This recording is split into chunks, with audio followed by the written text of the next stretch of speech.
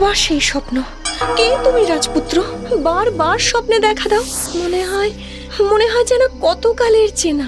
কি সুন্দর তুমি। বলো বলো, কে তুমি? হেমনগরের রাজকুমারী প্রতিদিন তার স্বপ্নে দেখে এক রাজপুত্র যেন তাকে ডাকছে, কিছু যেন বলতে চাইছে তাকে। এদিকে রাজামশাই রাজকুমারীর স্বয়ম্বর সভার আয়োজন করতে চান। খবর যায় রাজকুমারীর কাছে।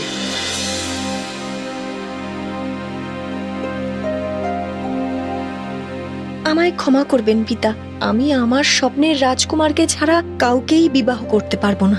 কিন্তু তাকে খুঁজে পাবে কেমন করে? তার একটা ছবি বা পরিচয় তো চাই।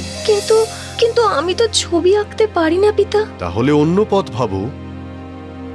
বেশ, আমি তবে কাপড়ের সুতো দিয়ে বুনে তার ছবি আঁকবো। যেমন ভাবনা তেমন কাজ। রাজকুমারী সূচ সুতো দিয়ে কাপড়ের ওপরে রাজপুত্রের মুখ ফুটিয়ে তুলতে থাকে। সময় যায়, এক সময় শেষও হয় সেই কাজ। হঠাৎ আসা হাওয়ায় কোথায় যেন উড়ে চলে যায় সেই কাপড়। রাজকুমারী আবার বসে কাপড় আর সুতো নিয়ে, কিন্তু আর কিছুতেই তার রাজকুমারের মুখচ্ছবি মনে পড়ে না। এটা কি হচ্ছে? আমি কিছুতেই তার মুখ মনে আনতে পারছি না কেন? আমি কেমন ভাবে তাকে চিনবো?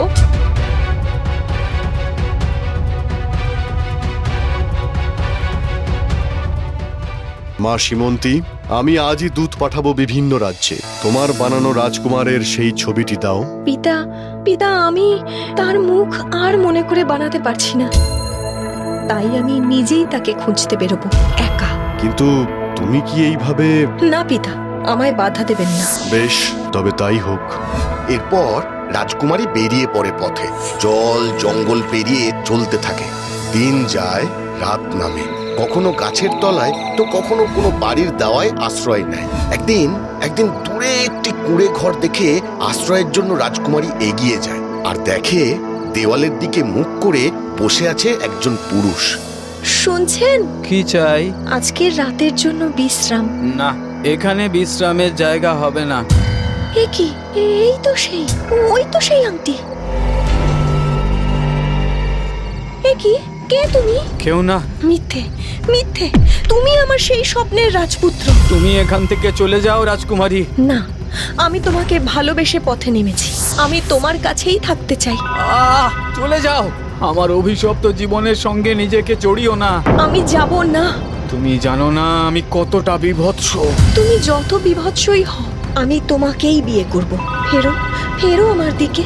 আমি তোমাকে দেখতে চাই। বেশ, তবে সহ্য করতে পারবে না।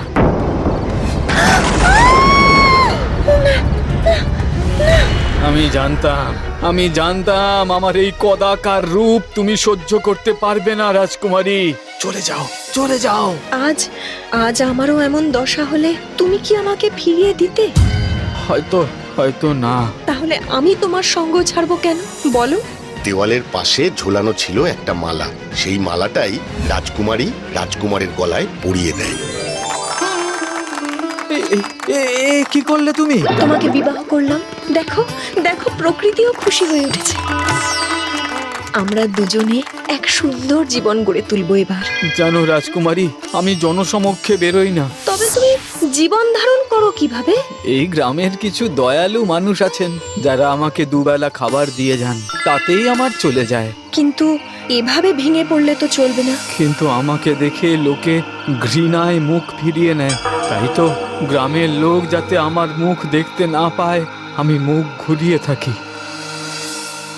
এই খোঁড়া পায়ে ভালোভাবে চলতেও পারি না। তবে এবার তুমি আবার চলবে। কিন্তু কিভাবে? কেন?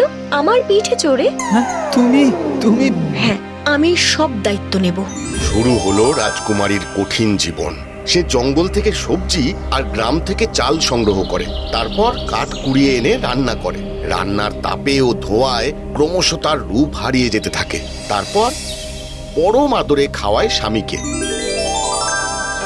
আর রোজ বিকেল হলে পিঠে কাপড় বেঁধে স্বামীকে নিয়ে ঘুরতে বেরোয়।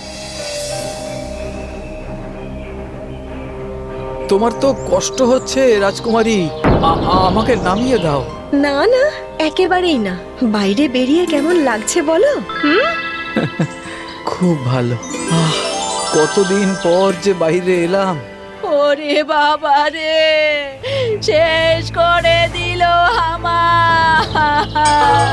মা গো মা, আর যে পারি না মা।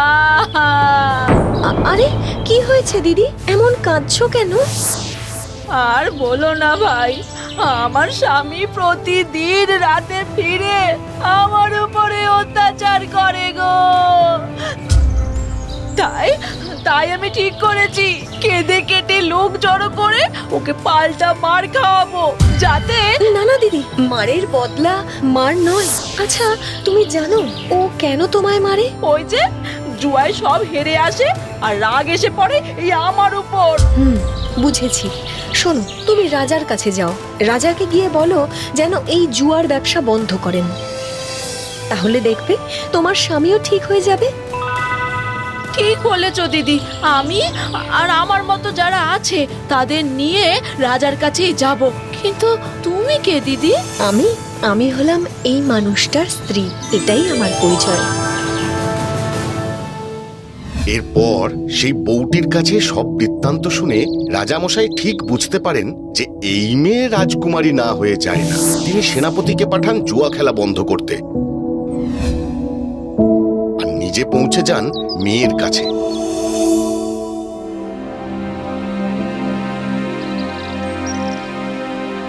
মা সীমন্তী, এ কি চেহারা হয়েছে তোমার? চলো মা, ফিরে চলো তোমার সোনার পালঙ্কে, আরামের জীবনে। না পিতা, উনি আমার স্বামী, আমি ওনাকে ছেড়ে কোথাও যাব না। বেশ তো, তাকে নিয়েই চলো, রাজপ্রাসাদে গোপনে কোথাও থাকবে। না পিতা, আমায় এমন কোনো অনুরোধ করবেন না যা আমি রাখতে পারবো না। এটাই আমার ভাগ্য লিখন। যেদিন এই লিখনকে খণ্ডাতে পারবো সেদিন না হয় ভাববো। প্রণাম পিতা। প্রণাম প্রণাম। আরে কি ব্যাপার, তোমরা কারা? দিদি দিদি, তোমার জন্য জুয়া খেলা বন্ধ হয়েছে। আমার স্বামী চাষ করতে চায়, কিন্তু জল নেই। বেশ তো, তাহলে তার জন্য জলসেচের ব্যবস্থা করতে হবে। শোনো, গ্রামের সকলে মিলে নদী থেকে নালা কেটে জল আনার ব্যবস্থা করলেই হবে। চলো সবাই নদীর দিকে যাই, চলো।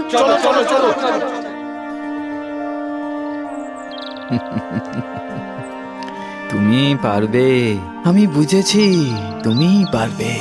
আর এভাবেই গ্রামের একের পর এক সমস্যার সমাধান করতে থাকে রাজকুমারী। একদিন রাজকুমারীর কুটিরে একটি লোক আসে। কিছু একটা করো দিদি, ওই বট গাছ আমরাও কাটতে চেয়েছিলাম কিন্তু পারিনি। মানে? ওই বট গাছের তলা দিয়ে যেতে যেতে যদি মনে মনেও অন্য কারোর মন্দ কিছু ভাবো, তবে সেটাই তোমার কাছে ফিরে আসবে। এবার মনের ভাবনাকে তো আর আটকে রাখা যায় না, তাই মানুষের মন বড়ই বিচিত্র। হরিদা, তুমি এখন এসো, বিকেলে আমরা যাচ্ছি, তখন তোমরা ওই বটতলায় কিন্তু কেউ থাকবে না। আগে কি গো, কি করব? শোনো, তুমি আমাকে আজ সেখানে নিয়ে যাবে আর মনে মনে বলবে সব মানুষ সুন্দর হোক, সব গাছ ভালো হোক। বেশ, তাই হবে। মানুষের মন সত্যিই বিচিত্র। কত ভাবনায় যে চলে আসে রাজকুমারীর মনে, যতই চেষ্টা করে সরাতে পারে না, অথচ মুখে বলে সব মানুষ সুন্দর হোক, সব গাছ ভালো থাকুক। না না না, কেন? তুমি মুখে এ কথা বললেও তোমার মন অন্য কথা বলছে রাজকুমারী। ঠিক, এই আমি মনে মুখে এক হলাম। সব মানুষ সুন্দর হোক, সব গাছ ভালো হোক।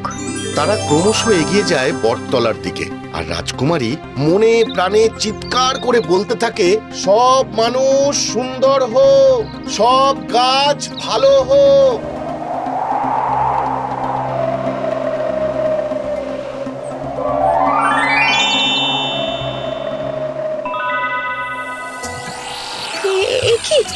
এটা কি করে হলো? ওগো রাজকুমারী, একদিন আমিও এই বটগাছের তলা দিয়ে যাওয়ার সময় একজন কুঁজওয়ালা খোঁড়া মানুষকে দেখে বলেছিলাম, এমন মানুষের বেঁচে থাকবার দরকার কি? ব্যাস, তারপর তার সমস্ত অসুখ চলে এলো আমার মধ্যে। অবশ্যই এই গাছই তখন বলেছিল, কোনোদিন যদি তোমার মতো কোনো মানবীর ভালোবাসা আর করুণা আমার ওপর বর্ষিত হয়, তবেই আমার মুক্তি হবে। আর তোমাকে প্রথম দেখেই আমি বুঝেছিলাম তুমিই পারবে। এবার তবে সময় হয়েছে, চলো আমরা পিতার কাছে যাই। হ্যাঁ নিশ্চয়ই, তাছাড়া আমাদের শাস্ত্র মতে বিবাহটা যে বাকি। হ্যাঁ